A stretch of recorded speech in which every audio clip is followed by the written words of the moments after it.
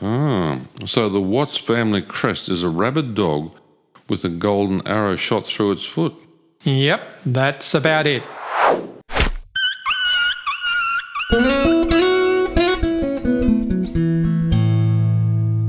G'day, I'm Peter. And g'day, I'm Greg. Welcome to Today's Stories from Our Past, a podcast about a history of Australia from about 1800 onwards. So what are we going to chat about today? Well, in the last episode, we discussed John Watts' family in England to get some background about John's family and why he came out to Australia. But there was something mentioned in that story that grabbed my interest.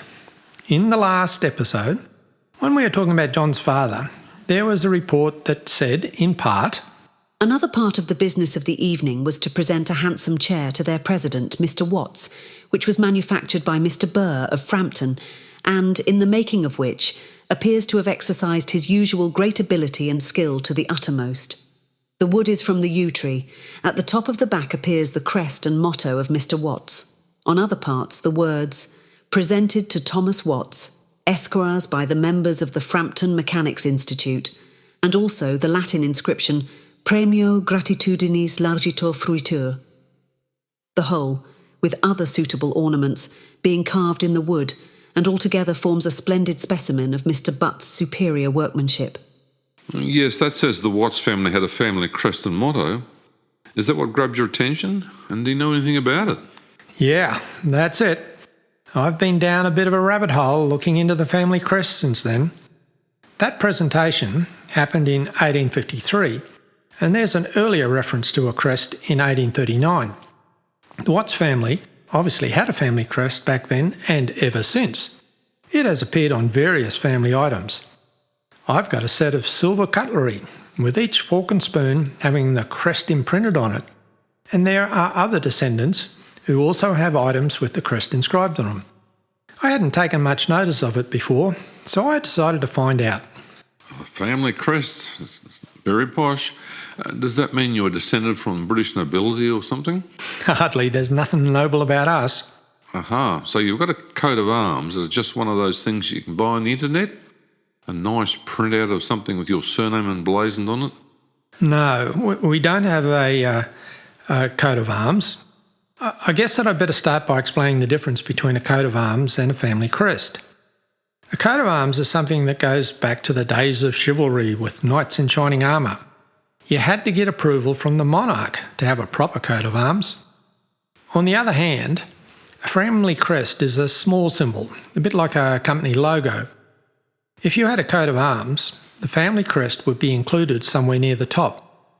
This symbol was used in various ways, for example, engraved on silverware or carved into furniture. You can be sure that any of those coat of arms from the internet are completely fake. However, our family crest isn't. It's been around for a long, long time. Okay, well you'd better tell me all about your prestigious family crest. I guess that I'd better start by giving a description of the crest. As there's a whole industry around coats of arms and family crests in England, it might not surprise you to know that there's a book that lists them all. I found the 1905 version of Fairbairn's Book of Crests of the Families of Great Britain and Ireland. It gives a description of the Watts crest. Great, but what does it say? Well, it actually describes several Watts crests, but the one that resembles ours is as follows. A greyhound, sedgent, argent, supporting with the dexter foot an arrow, or barbed and flighted of the first. Translation. Sergent means a beast sitting on its haunches. Argent means silver or silver white in colour. Or means gold or golden in colour. And dexter means to the viewer's left.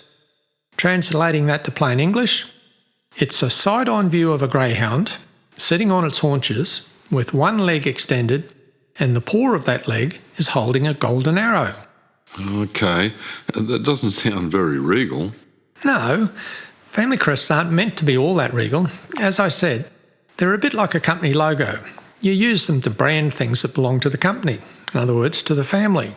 Okay, so do you know where the greyhound logo comes from? Yep. After some digging, way down that rabbit hole, I found its origin. It goes back to one William Watts. There's a whole wiki page about him. Wiki says, William Watts, 1722, 4th of August 1764, was a British official with the East India Company. He was involved in the overthrow of the last independent ruler of Bengal, leading directly to the consolidation of company rule in India and his own personal enrichment. Through his wife Begum Johnson, he had notable descendants, including a Prime Minister of the United Kingdom. Now that sounds impressive. yeah. Then Wiki goes on to say, Watts was born about 1722, a son of William Watts of London, an Academy Master, and his first wife, Mary Hills. On 24th March 1749 in Calcutta, William married Frances Altham, née Croke, a well-connected widow.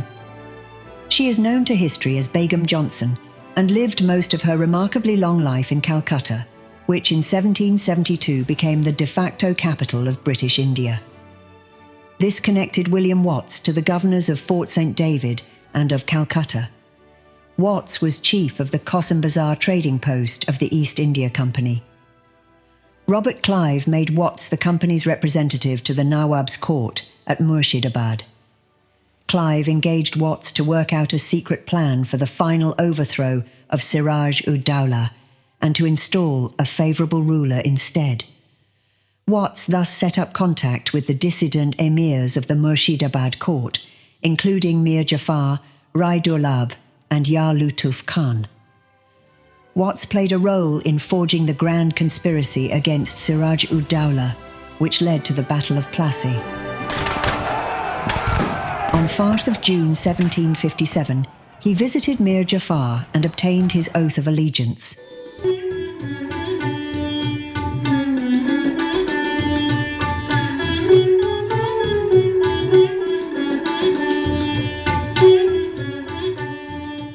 So Clive of India used William Watts to create havoc amongst the different Indian rulers, and this is the British East India Company at work. yeah, it sure is. And William was rewarded for his efforts. Wiki says, In recognition of his services, Watts was given £114,000 from the Nawab's treasury and made the governor of Fort William on 22nd of June 1758, in place of Roger Drake, who had deserted the fort when it was attacked and captured earlier that month. This had been the location of the Black Hole of Calcutta on 20th of June 1756.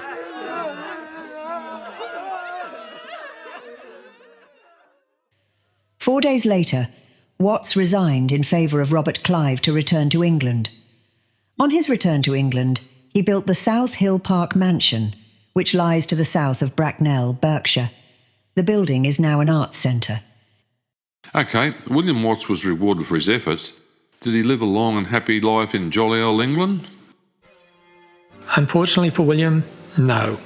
Wiki says, In June 1764, he was in the process of buying Hanslope Park in Buckinghamshire, but died that August. The sale was completed for his son Edward, who became Lord of the Manor. Watts died in August 1764 and is buried in the Watts Vault in Hanslope Parish Church. His Memoirs of the Revolution in Bengal was published in the year of his death. Impressive fellow. Do you know where the crest came from?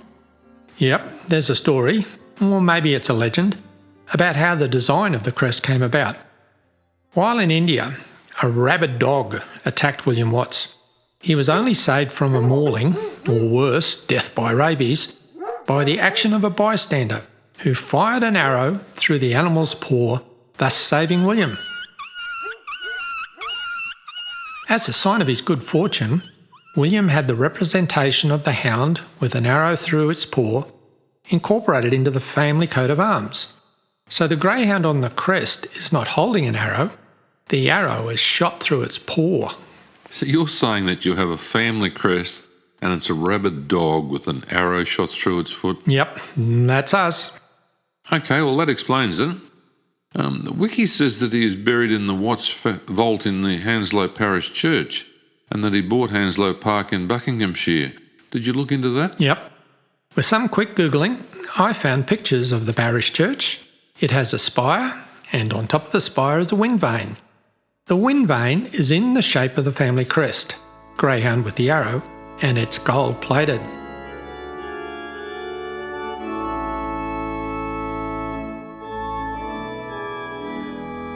Great. So you really are descended from a famous person. Well, I hate to say this, but my journey down the rabbit hole led me to disappointment. I went to Ancestry.com and created a family tree for William Watts. That was easy, as other descendants of his had already done all the hard work. I traced his tree back a long, long way. William Watts' line goes back to Scotland, where the family is first recorded. But I haven't been able to find any connection at all between William Watts of Hanslope and my Watts family of Gloucestershire. We don't seem to be related at all. So what's going on here? Well, here's my theory. In England, during the Victorian era, there was a very strict social ladder upon which you were placed. Typically, you were born into your situation and it was difficult to move up the ladder. A noble was born into the nobility, and that was that. Unless you happened to be lucky enough to marry a noble or have a lot of money and buy your way into the aristocracy. So, one way up the ladder was to accumulate wealth, which could be difficult to do in a society with a strict, rigid order. The Watts family, as we found out in the previous episode, had accumulated wealth, but they had new money, not old money, and not enough to become aristocrats. So I hate to say this, but I think the Watts family crest is a bit like buying that family coat of arms on the internet. I think that sometime in the early 1800s, the Watts family of Frampton-on-Severn, who were an upwardly mobile middle-class family, decided that they needed to improve their status by adopting a family crest. After all, they were the nouveau riche. There was already a Watts family crest available, so they simply grabbed it. I think this is just their way of trying to climb up that social ladder. Can they just do that? Well, probably not. In the preface to Fairbairn's Book of Crests, they discuss the issue of the right of a person to use the crest. They say, "The question of the right of any particular person to the crest to which a claim is made depends upon proof of descent from the original grantee. Such proof often amounts to a highly controversial discussion, and it has seemed to us that we were not called upon for the purposes of the present work to adopt any such standard, rather otherwise, because the omission of a crest in consequence of a lack of proof of pedigree would create a hindrance to the use of the book by those handicraftsmen who need to refer to its pages." So I think that this is a roundabout way of saying that, like those people who buy a coat of arms on the internet, Fairbairn's Book of Crests gives no guarantee that the user of the crest had the right to use it. So in 1839 or earlier, the Watts family were probably just pretentious social climbers. Yeah, I think so. But there is something else that I should add. When families have a crest, they often have a family motto. As we heard in the previous episode, the Watts family had a motto. The Latin translation of their family motto is, "The giver enjoys the reward of gratitude." Well, that's a bit cryptic. What does it mean? I think this is a good way of looking at it. Imagine a little girl is looking at a big bundle of balloons that a man at a fair is selling. She clearly wants one, but her mother says they don't have enough money for a balloon.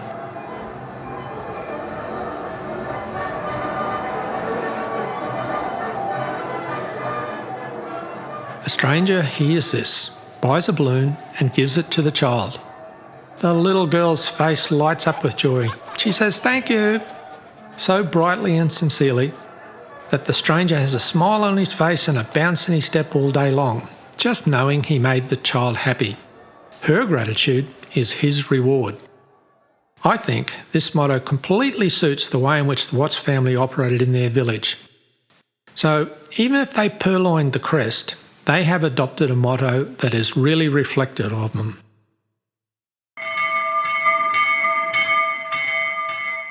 I thought for this history lesson we might look at some of the stranger things that happened in the Victorian era. that period of rigid class structure when the Watts family was climbing up the social ladder. Okay, what have you got? For starters, or should I say as an appetiser, coming together over food has been something that humanity has done from the beginning of time. In the grand scheme of things, at least from a Western perspective, nothing is off limits when it comes to our dining habits. But whether through availability or squeamishness or ethical issues, there are a great many foodstuffs that various people, for whatever reason, across the world simply won't eat. In the past, though, special clubs have sought to change that approach. The Gluttons Club and the Ichthyophagous Club were two. The mantra of these clubs was to sample all the world had to offer in terms of food. It led to some truly bizarre dining experiences. Charles Darwin, the man behind the theory of evolution, was a keen eater of anything exotic. As a student in Cambridge, Darwin presided over the Glutton Club, which met weekly to seek out and eat strange flesh. They tried hawk and bittern, that's a wetlands bird, but the gluttons chickened out after digesting a particularly stringy old brown owl, deciding to concentrate their studies on the effect of the alcohol in the wine that went down with their meal instead. Darwin didn't abandon his fascination with strange flesh during his travels aboard the HMS Beagle. He purportedly ate armadillos and an unknown, very large rodent, the latter of which he found particularly delicious. Some clubs specialised, such as the Ichthyophagous Club. They dined on the strangest sea creatures they could find. Then there's John Gould. He was a 19th century businessman, publisher, and obsessive bird collector who left a lasting legacy in the world of ornithology with his folio volumes of superb colour-plated illustrations of birds, admittedly painted by his wife, including many previously unknown Australian bird species. Gould gave a taste rating for almost all of the Australian birds that he found, then killed and ate. He particularly liked wonga pigeons. Well, somehow I don't think that giving a taste rating for wildlife would win many friends today. No. Now, continuing on the animal theme, women would wear stuffed birds on their heads. Taxidermy wasn't just for some hunters. Women all over Europe and the USA wore hats that had taxidermed birds as part of them. Apparently, tucking a feather into their hat wasn't enough for the Victorian fashionista. Some of the images that I've seen of this practice look as if a whole bird is simply sitting on top of the wearer's head. The demand was so extensive that a conservationist estimated that as many as 67 species of birds were threatened with extinction due to this terrible trend. Oh, fashion can lead to such strange outcomes. Yeah, indeed it can. Now, staying on the taxidermy theme. Some artisans, if that's the correct term, would create a whole tableau using taxidermied animals set up in a human scene.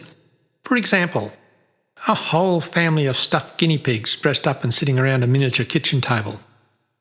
The most famous artisan here was probably Walter Potter, who lived from 1835 until 1918. He was an English taxidermist noted for his, quote, anthropomorphic dioramas, featuring mounted animals mimicking human life.